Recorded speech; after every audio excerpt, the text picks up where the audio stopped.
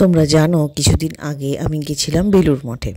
বেলুড় মঠে গিয়ে একটাই ব্যাপার তোমাদের সঙ্গে শেয়ার করার বারবার, সেটা হচ্ছে এখানকার পরিবেশ, এখানকার মানুষজন, এখানকার সমস্ত কিছু এত সুন্দর। ফুল ফুল দেখেই মনের ভেতরকার সমস্ত টেনশন যেন এক নিমেষে কোথায় উড়ে গেল। মেয়েটা পরীক্ষা দিচ্ছে, সেটার একটা টেনশন কাজ করছিল, এতটা দূরে এসছি আবার ফিরতে হবে সেটার টেনশন, বাড়িতে নানান রকম কাজের চিন্তা, সব কিছুই যেন এখানে ঈশ্বরের কৃপায় মানে ধূলিসাৎ হয়ে যায়।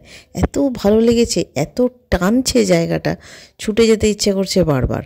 আমার মতো তোমাদেরও সঙ্গে যদি একই ঘটনা ঘটে থাকে কমেন্ট সেকশানে জানিও তোমাদের কেমন অনুভূতি হয়েছে এই বেলুড় মঠে এসে।